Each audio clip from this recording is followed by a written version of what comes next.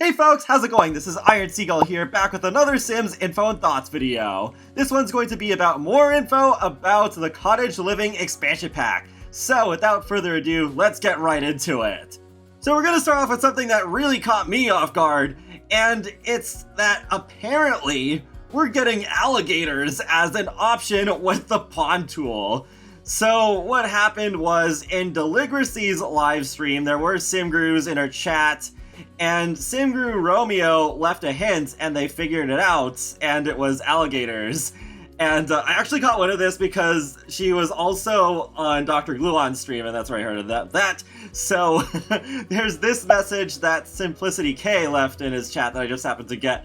This is what Romeo said in Deli's chat. I will leave you with the tidbits for the pawn tool. I'm so glad that's a confirmed thing now. One of the new pawned visual effects you will be able to place is an A with blank spaces. And then later he confirmed it was an alligator. I know alligator sounds like a really random thing for this pack, but I think that pawn tools are going to be in the free base game update that'll come out beforehand. And from what I heard in Dr. Gluon's stream, apparently the reason why they did put alligators in this was to make it so that pawns could make even more sense in multiple worlds. I still remember when I was playing through Jungle Adventure and I found that one area where there's the lake and the alligator swimming in it, and I was like, oh, darn it. No sort of interactions with the alligator, no death by alligator, but maybe now is when it will happen. Because, getting ahead of myself a little bit, SimGuru Romeo did confirm that we are going to be getting multiple deaths. But let's get to the rest of the SimGuru Q&A. Sims Community already did a great article condensing everything that SimGuru Romeo has answered so far into one article. So for editing's sake, I think it is actually better to go over this than having me have the usual screenshots of all the tweets. So starting off with Cass, just the one bullet point, we are adding a good variety of male clothing for this pack. Well, we'll see. We'll see how that pans out once the pack is actually released. But animals, cows, llamas, and chickens will not take up a household slot. You will be able to place an animal shed and purchase either a cow or llama for the shed. You will also be able to purchase a chicken coop and have up to 8 chickens per coop. So I am really glad to hear that these farm animals will not take up a household slot. I figured that'd be the case, just good to know. And I'm wondering about the chicken coop because, yeah, it says we can only have up to 8 chickens per coop, but is there a limit on the amount of chicken coops we can place? Because I could imagine they would, because having, like, I don't know, 50 chickens might end up causing some performance issues. But if we can place, like, 3, I guess that's fine. Moving on, bunnies and birds can be found out in the wild. As you befriend these cuddly creatures, you can purchase a rabbit or bird home for your lot to have them show up more often. They can also help out in the garden. These animals will also not take up a slot in your household. Okay, good. Once again, not taking up any slots in the household. You can have 8 Sims plus all these animals. And, yeah, that's interesting. Befriending the creatures, and then you can have the home so they show up more often, but they're not, like, completely your pets. Like, they're not, say, the hamsters in my first pet stuff. Then we have each shed will house a single cow or llama, but we intentionally did not build fences around the sheds, so you can place a couple sheds in a fenced-off area next to each other and have a mini pasture of cows if you wanted. I guess one animal per shed in this case does make sense because the cows and llamas are pretty big, though I'm still bummed out that these appear to be rabbit holes that we just can't see inside at all. You will be able to build a relationship and name the rabbits, so they will hang around your lot a lot. It is almost like having them as a pet without having to cage them. There are free spirits. That is an interesting approach.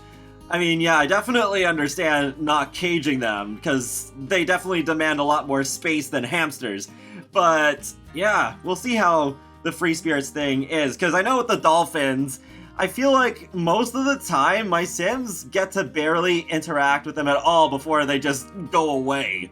Once you befriend them, you can place their home on any lot, but initially you will only find them in the new world. Okay, that's pretty much what I expected. I guess we could still place the home object in other worlds too, and then we can make them appear that way. Though I guess maybe if these rabbits could appear in just like the space around the lots in Henford on Bagley, you just have to use the tool mod to achieve that same effect everywhere else.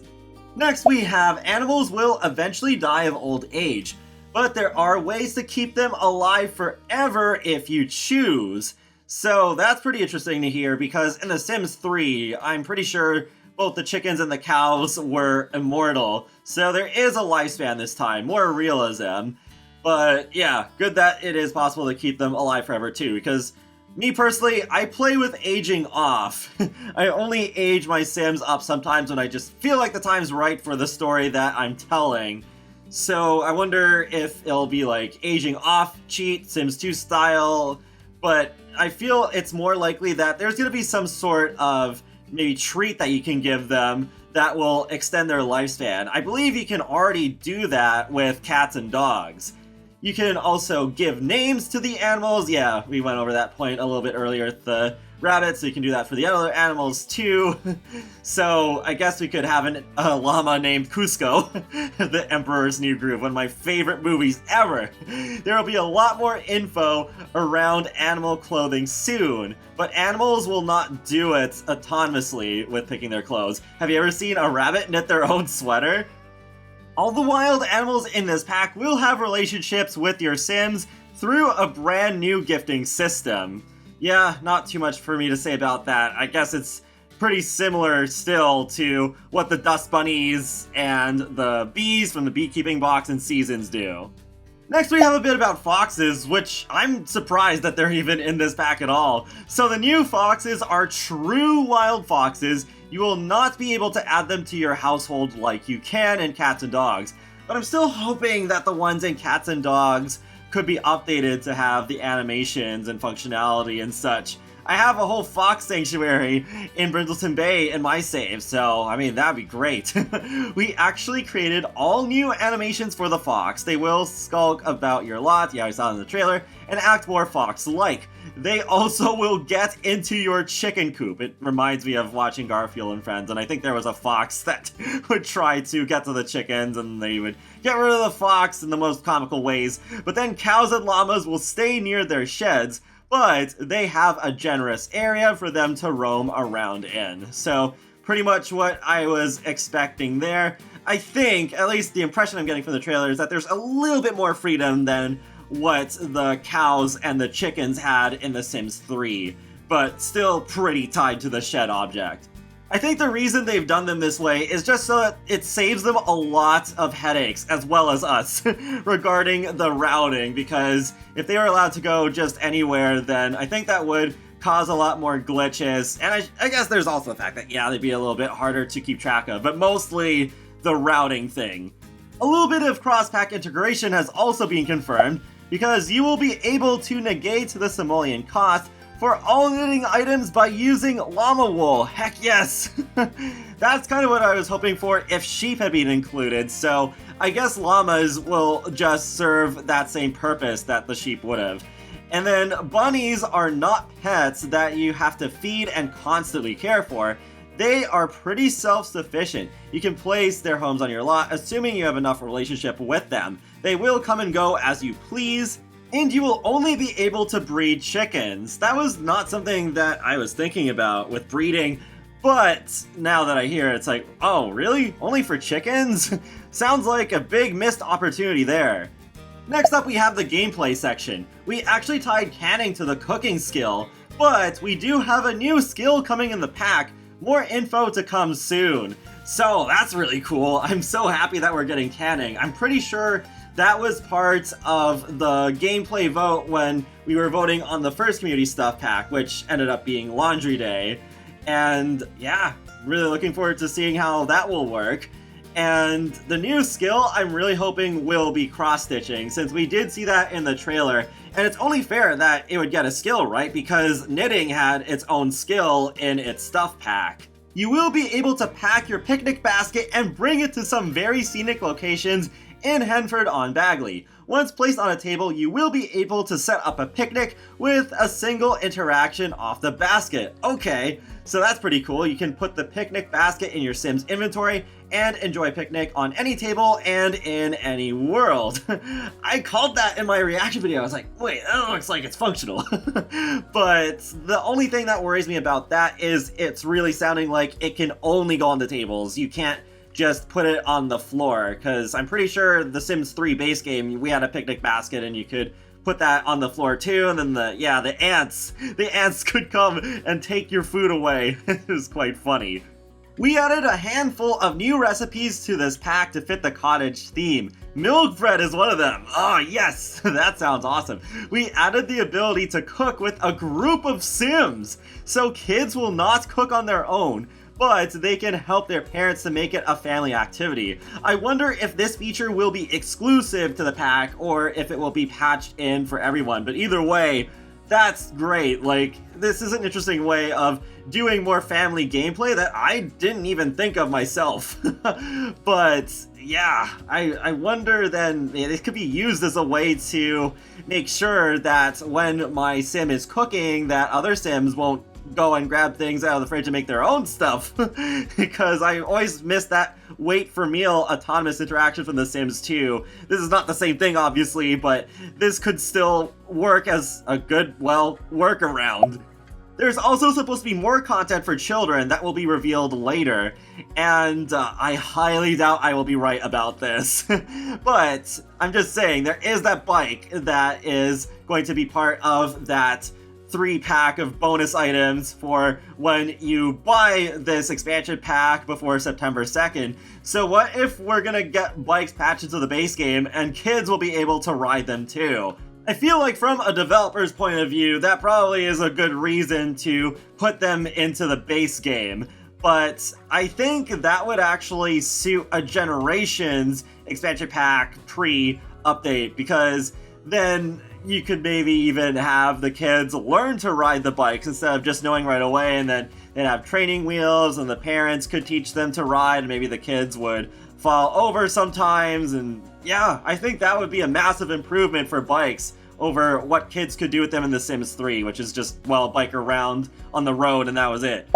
Moving on, we created a new lot challenge system. More info on that soon. All the lots in the new world will start with the Wild Fox challenge enabled. If you don't want foxes to pester you, you will be able to disable that challenge, but who doesn't want a cute cuddly fox hanging out? Alright, yeah, I'm interested in finding out more about this, because it's like, okay, they are doing this way instead of through the options menu. Then we do not have a traditional career in the sense, but Sims can absolutely make a living raising and caring for their animals and new giant produce. There is also a system that we will talk about soon called Village Errands. The locals will have lots for your Sims to do. Yeah, I'm still wondering what will differentiate the Village Errands from the odd jobs. Will all of these be ones that you actually do out in the world without going to rabbit holes most of the time? But yeah, I'm not surprised that there's no traditional career here, because the idea of this pack is to really live off the land and raise these animals. And you will be able to purchase beef, chicken, and other ingredients from the local shop in town, or order it through the new grocery delivery service. So I think I know what this local shop is, because when I was live streaming earlier, I spotted what looks to be a rabbit hole grocery store. If you just take a look at this shot right here, there is the Sim who is just looking in. Sure, maybe it could be staged, but maybe they did listen to the feedback about Snowy Escape, especially with the Wakaba neighborhood having so many just fake buildings that you can't do anything with. So yeah, while I do still wish that the grocery store could be a commercial lot like in The Sims 2, at least maybe there will be more buildings to interact with even when they aren't fully playable. Lastly, we have the world. Not too much to discuss here, but Henford-on-Bagley comes with 3 neighborhoods with 4 lots each. This is the most disappointing aspect of the pack to me so far. 4 times 3, that's 12. So even the more recent worlds in The Sims 4, I'm pretty sure had at least a few more than 12. And for a pack that has a lot of farming in it, I think they should have done more. Sometimes I feel like they choose the wrong worlds to be so small, because the one that always sticks out to me is Del Sol Valley, a world inspired by Los Angeles, a big city, yet it's so small. Not a great thing. I'm really thinking for The Sims 5, maybe they should go back to one world, or maybe just 2 or 3 per save, because this limitation is getting really bad with the performance and such, as they've talked about before. Also, I think we are just simply never getting a world anywhere close to big as Windenburg ever again. There's one 64 by 64 lot confirmed as well. I am glad we're getting at least one, because this was basically my last hope for a pack themed like this to give us a 64 by 64. Ideally, yes, 2 or 3 would have been great, but yeah, at least they're not like a dead concept in terms of whether we get them in future packs or not. So that's it for this SimGuru Q&A. I'm sure there'll be more in the future, but that's it for now. Overall, even though I am disappointed with the information that I'm hearing about the world, I'm still really excited about Cottage living. I haven't felt this way since Seasons, and it feels so refreshing to just really go back to that excitement and really just be looking forward just so much to hearing more about what is going to happen with a pack that I've been asking for so long. And that wraps up another Sims Info and Thoughts video, so feel free to let me know your thoughts in the comment section below, what you think about Cottage living so far. And be sure to subscribe if you want to keep up with my latest gaming content, including life simulations and more. So I will talk to you all later, and have a great day. Thanks for watching!